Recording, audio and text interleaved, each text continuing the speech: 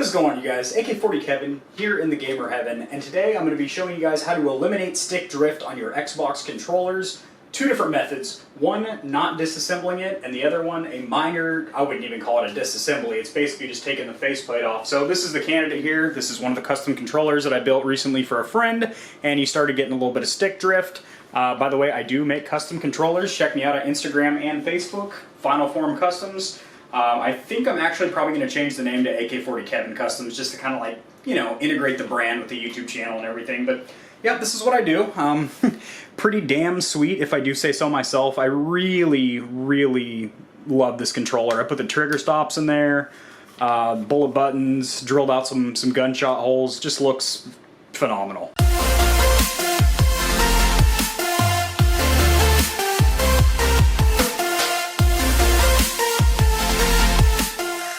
Alrighty guys, over here at the Stormtrooper desktop as always, going to go ahead and slide myself in here, and we're going to go over two methods. The first one is extremely easy as it doesn't require disassembly, and the only tools or materials you're going to need is isopropyl alcohol. You can use standard household rubbing alcohol, however, many of those only have 30 to 50% isopropyl, which will get the job done, but if you can order some 70 to 90% IPA or isopropyl alcohol, I'll have a link in the description below to the bottles that I buy from Amazon, and they seem to work out fantastic. Then you're just going to need a couple of common Q-tips, and we'll get this going. So, the first thing you want to do when doing any kind of repair or customization on a controller is run some sort of a diagnostic check to see what the issue is, how severe is the stick drift, what direction's it in, what buttons jammed up, etc., etc. So, in order to do that on a Microsoft PC, you can go to Xbox Accessories, which is this application here. It should come pre-installed on your Windows 10 PC, as you know, Xbox is from Microsoft, but if not, just go to the Microsoft Store and type in Xbox Accessories. It is a free application. As you can see, it's detected my controller. And if you have this, if you're doing this from an Xbox only, then you just go to Settings and Devices, and it'll take you to this exact menu here. So there's a little laboratory beaker icon here. Go ahead and click that, and that is your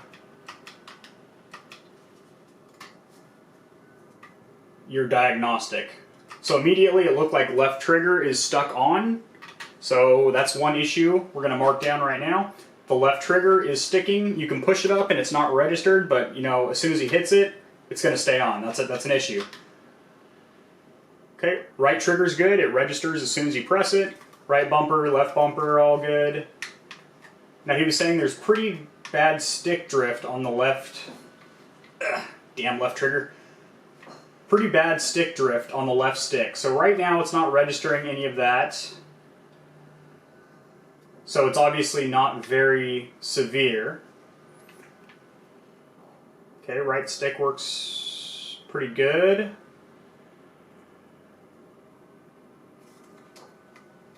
Alright, share button and pause button. Face buttons all work. D-pad works. Alright, so the main reason you want to do a diagnostic check is to see if not only the modifications that you're doing to your controller are messing anything up, but also to let you know when you can stop repairing, when you've actually completed a job. So in order to do this technique, it's extremely easy. What you're going to do is saturate your Q-tip with some isopropyl alcohol.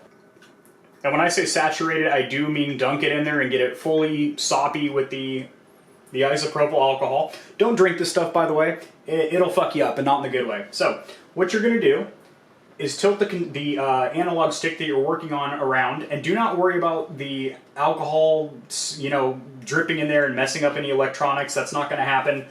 Just to be safe, you can completely unplug your controller and make sure that it doesn't have any power to it. That probably is a safe bet, but as this is isopropyl alcohol, it's going to evaporate nearly immediately. It's going to get in there, it's going to clean out any schmutz or dust in there, and then it's going to evaporate pretty darn quickly. And this doesn't have the same properties as water, to where it's not going to really damage any of your chipsets in there. So you're just going to go around a few times. I like to move the stick around. I can already tell it's moving a lot cleaner. And, you know, it's very scientific and whatnot, but what the isopropyl alcohol does is it breaks down any of the dust or any of the fingerprint grease or, you know, any of the essential hand oils that soak down in there and get your sticks all junked up.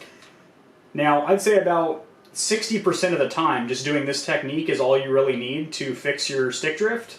But for the purpose of this video, I want you guys to know a very effective, more advanced technique that does require disassembly, so you know, keep that in mind. But it is virtually 100% effective. So if you have major stick drift and this does not fix it, keep watching the video and you will find out exactly what to do, boys.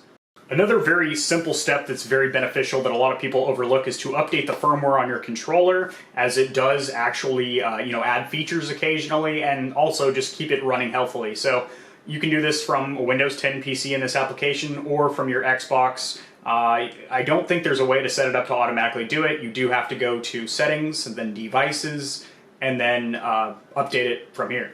Alright, so now for the more advanced method, you are going to need a couple of tools, which I have laid out here. I will have a link to this in the description below. They're extremely inexpensive and very easy to find on Amazon. You're going to need a T8 screwdriver, I believe this is 10 or 12, it's a smaller tip one, and then some type of a pry tool. This one's pretty eaten up, but it'll work. You might not even need this. You may be able to remove the back shell with just your fingertips, your fingernails. So we're going to flip it over. Having removed the battery cover as well as the sticker that's right here, keep that sticker if you don't want to void your warranty, although honestly, a warranty for a standard controller, not really a huge deal. I mean, this one is customized by moi, but you know, I digress on that. So this is a T8 screw here in the battery, and then you're going to remove both of these back grip shells. If you guys are curious about these, I will have links to all the custom components that I have on this controller currently.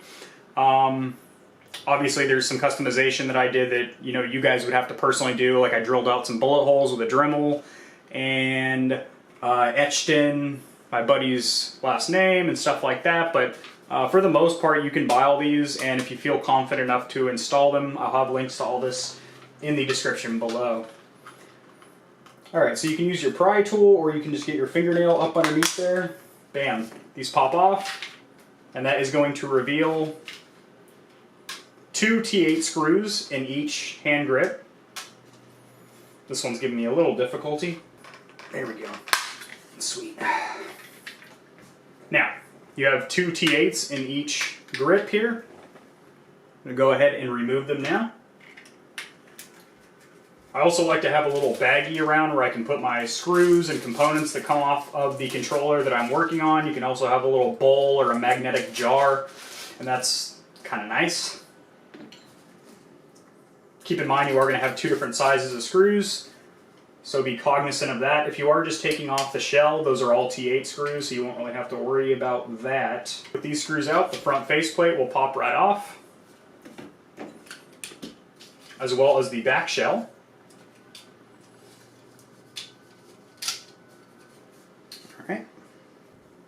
Now we're going to go ahead and remove the D-pad. To do that, just get a fingernail up underneath this little ring here, and your D-pad will pop right out. Go ahead and pop off your thumbsticks. They just pull straight up. Now, in order to get access to the actual motors, we are going to have to fully disassemble this, so that's good, clean fun. I'm going to go ahead and pull off this bumper bar. Pull these 2 tabs up, remove the one in the back, and wiggle it a little bit, and it should pop right out. That. Alright, your triggers are just going to pop up like that because they are spring-loaded. Alright, so now we're going to take our other screwdriver, which is a T10 or 12, link in the description below, and you're going to remove these screws in the corners of your main chipset. And this is going to disconnect it from the secondary chipset. It's just going to pop right off. Just give it a little pull, like that, and it'll disconnect. There are wires that are soldered on, so make sure if you're not going to plan on resoldering or desoldering that you just, keep them intact. So, from here we're able to flip the board upside down and get access to our thumbstick modules, and I'll show you guys what to do from there. Alright, so I just cleaned my lens off, and there was a little bit of schmutz on there, and I'm going to have to kind of zoom you guys in really close so you can see what I'm doing here. All right, that should be good, right? So I'm gonna have a separate video with a very advanced technique where you actually desolder these soldering marks here on the side, and that's gonna allow you to remove the rumble force motors and the thumbstick modules, and take a fingernail and basically pop off these green covers. But for the sake of this video, you know, 90% of the time you can repair it from this stage here. So what we're gonna do is get more isopropyl alcohol on our cotton swab. Oh, probably helped if I took the lid off first. Let's go ahead and fill the cap up actually. There we go. Beautiful.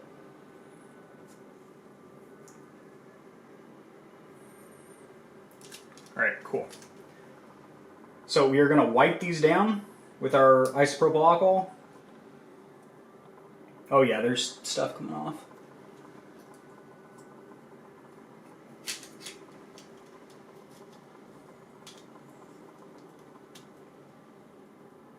Now these sensors on the top are actually for your horizontal movement, left and right, and these ones on the side are actually for your vertical movement.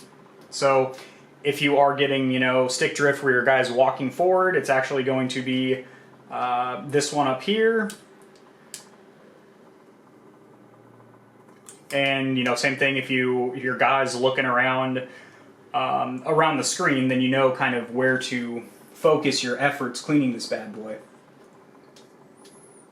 All right, so we are going to go ahead and move the thumbstick to each side, get your Q-tip down in there, and try and clean off as much of that sensor as humanly possible without, you know, having to desolder and, you know, replace this stuff. So I will have a separate tutorial video on how to install additional stick tension springs so you can get better thumbstick tension. I know that's a modification that a lot of people ask about. The install on that is, in my opinion, I would say a 10 out of 10, because it requires you disassembling to this point, carefully desoldering, removing these, taking this completely apart, changing a spring inside of there, and then resoldering, reassembling. So that's a pretty involved install. I feel like a lot of people aren't going to feel confident enough to do that, and that is perfectly fine. If you visit me at Facebook at AK40 Kevin Customs, I do a lot of controller modification, so just let me know and we will get that going for you. Alright, same thing on this one. Getting all the cracks and crevices. Keep your Q-tip saturated. As it is cotton, it will absorb a lot of the isopropyl that you put on there, so make sure you're continuously sopping it up. Okay, so we're going to go ahead and reassemble. Now you're going to have a headphone jack that's just kind of loose. This gets sandwiched in between the two chipsets with the metal prongs upward like that. And to reconnect these boards, they're going to snip in here, and then you're going to reattach the screws. So we'll do that now. Everything lined up nice and good. Push it in. Might hear a little click. It's good. Headphone jack's aligned. And we'll go ahead and tie the board back down. So for the D-pad, as you can see, there's a little cutout here. That is for the bottom. It can only go in one way. It won't fit in there any other way. Oh. There it is. That's the one. All right, you can go ahead and put that ring back in there that holds it in place. Face buttons are all good. All right, drop it into the back shell first. You're going to make sure that you need to actually squeeze down the triggers in order for it to clear the back shell. Like that. Oop, popped out. Oh, Jesus. There we go. And if you're in there properly, both the triggers should stop right about here instead of, you know, flipping up because they're getting caught up on the back shell. Also be cognizant, this little bad boy pops out a lot. This is the sync button to sync your controller to a different Xbox, so make sure that's in there. Go ahead and replace it. Skipping steps here, boys. Pop your D-pads back, or your analog sticks back on. Notice I'm keeping pressure on the back shell, because if you let go of it right now, it'll just pop right off and the triggers will pop right up. Alright, I'm going to replace the front shell. Alrighty, boys, we are here in Night Fort Save the World, which I actually have never played before. I just recently purchased it, mainly to get free V-Bucks for, you know, the Battle Royale. Anyway, got Travis's controller here plugged in. That's what I'm playing with, and there is no stick drift on the left or right stick. He used the word astronomical to describe the stick drift before, which makes me think that his controller was actually the late great DK or Drift King, and indeed his controller was all over the road. But yeah, now it's playing like a dream. I also adjusted the triggers so they pull nice and easy. I added a little bit of tension in the right stick, which is pretty nice. As you can see, I'm taking more headshots than a cameraman right now. And yeah, I usually don't play with controller, so not bad at all, boys. I'm pretty proud of this bad boy.